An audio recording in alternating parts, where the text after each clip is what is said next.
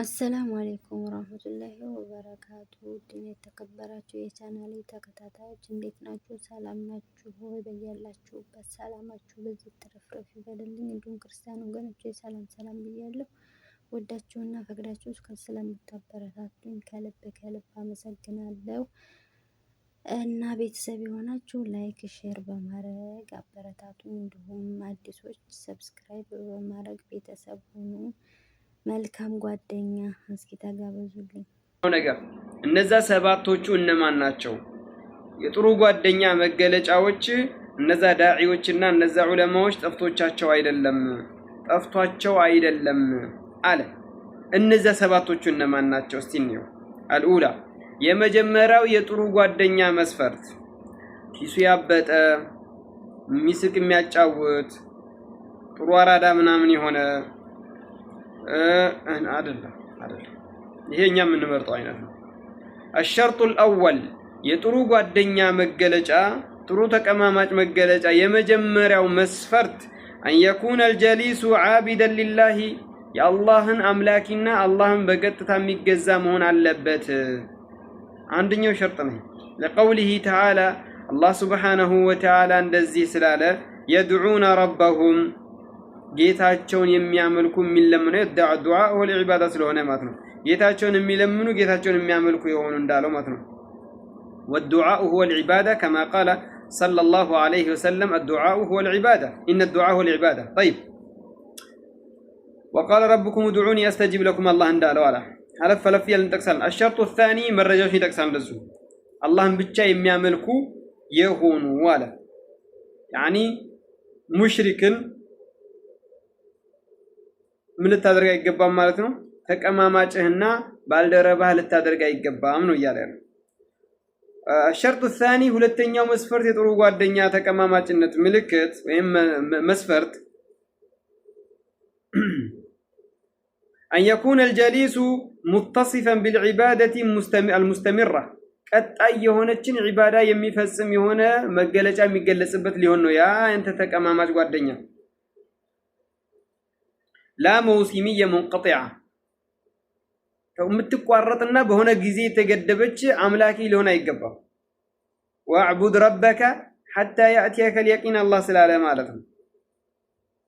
ተቆራራጭ የሆነችን ረመዳንን ጠብቆ ወይም የሆነ ጊዜን ጠብቆ ችግር ጊዜ ላይ ጠብቆ የሚያመልክ ሳይሆን አላህን በማምለክ ላይ ሁሌም በተውሂድ ላይ የጸና ሊሆን ይገባል። የጥሩ ጓደኛ መስፈርት መረጃ لقوله تعالى بالغداة والعشي ጠዋትና ማታ ሁሌም አላህን የሚያመልኩ አላህን የሚጣሩ አላህን የሚለምኑ አላህ ስላለ አለ።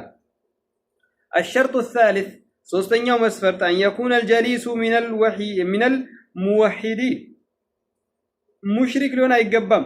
አላህን ብቻና ብቻ የሚያመልክ መሆን አለበት። ከአጥባሪያ እንይዳን የጥሩ ሲነው እያለ የሾሆቹ የምኑ እያለ ቅራቅምባውን የሚጣራ ከሆነ ያ ጥሩ ጓደኛ ተቀማማጭ ሊሆን አይችልም። ጥሩ አማካሪና ጥሩ ተቀማማጭ ሊሆን አይችልም። طيب مخلصا لله تعالى في اقواله بنغغروቹ ለአላህ ጥርት የሚያደርግ ወአዕማሊ በስራዎቹ بعيدا عن الشرك الاصغر والاكبر ከትልቁም ሽርክ ሆነ ከትንሹ ሽርክ ሁሉ የራቀ መሆን አለበት። መረጃ አላህ Subhanahu Wa Ta'ala يريدون وجهه ይሄን አንቀጽ እንዳለ ያወጣለ ከሱ አንቀጽ ላይ ብቻ ነው። የአላህን ፊት የሚፈልጉ ከነሱ ጋር ተቀማመጥ ነው ብሎ አላህ ያዘዋል ነብዩን። ስለዚህ ጥሩ ጓደኛ ተቀማጭ ማለት ይሄ ነው። ከዛ አንቀጽ ያወጣላችሁ ነው ሙኽሊስ የሆነ ማለት ለይሰ ሙሽሪከን። طيب الشرط الرابع አራተኛው መስፈርት ደግሞ ألا يكون الجليس ممن يريد زينة الحياة الدنيا ያ ተቀማማጭ ባልደረባ ያንተ ጥብቅ ጓደኛ አማካሪ የዱንያ ጌጣጌጥ የምትሸውደውና የዱንያ ባሪያ ሊሆን አይገባም። وتعلق قلبه بها ليلا ونهارا ሌሊትና ቀንን በሷ ላይ ልቡ የተንጠለጠለ ሊሆን አይገባም። ምክንያቱም ነገ ይሸጣል።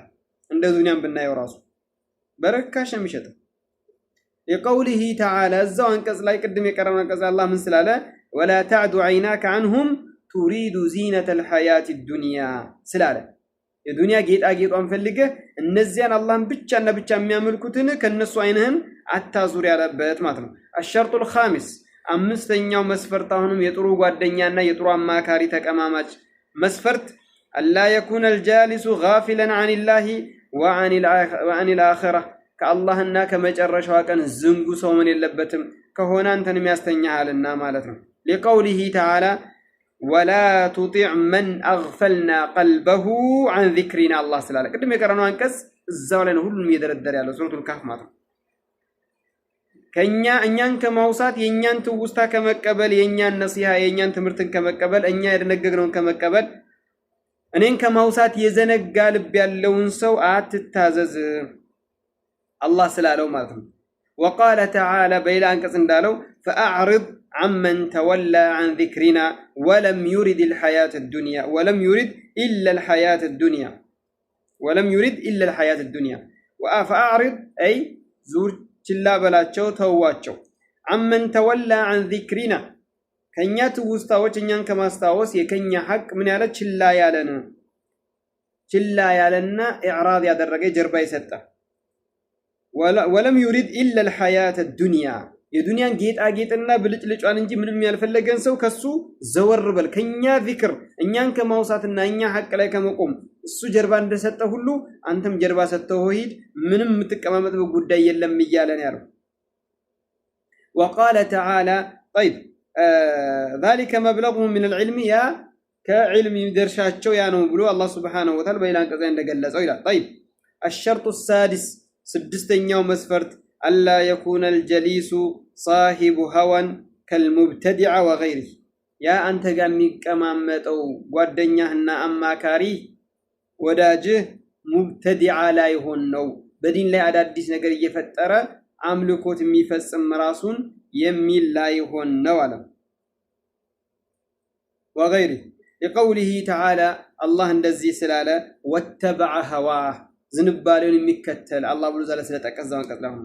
الشرط السابع ሰባተኛው መስፈርት የመጨረሻው አላ የኩነ አልጀሊሱ أمره فرطا أي لم يعد يستطيع أن يستقيم على شرع الله ويحكم شرع الله في حياته بدين قدي لي أي بدنيا سينور يا الله شرعا براسو لي مدنقق يالشالة من يالا كنتو يهونه ليهون أيقبام النزن سبات مسفرت كما قال إمام الشافعي أو إمام الشافعي على أن تبالو أنت راسهن أسلف مستت كبار أيضا لما ولكن أسلف مستت أنقوى الدنيا ما قنيتنو كبارون النزن مسفرت يالوتن بستكر قوى الدنيا النيزن بنل كدينجا قايا وران موالاتشن كقر قدام قاريا وران موالاتشن كراساتشن مقان نتعلال لما كنتو راسن جيغا شكر سلالنا እነዚህን ሰባቶቹን ያሟላ ነው የአንድ ዳዕዋ አድራጊ ጓደኛ ሊሆን የሚገባው እያለና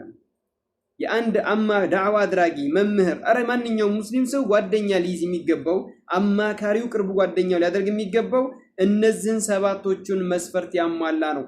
ሁሉም የታን ተቀሳቀላችሁ ሰባቱን መስፈርት ተቀሰው አላህ በሱረቱል ካህፍ 28ኛው አንቀጽ ላይ ብቻ ነው ያስቀመጠው። የሼክ ይሄው ከዚህ አንቀጽ እንዳለ ጭምቅ አድርጎ እነዚህ ሰባቶቹን ይቆጠራል።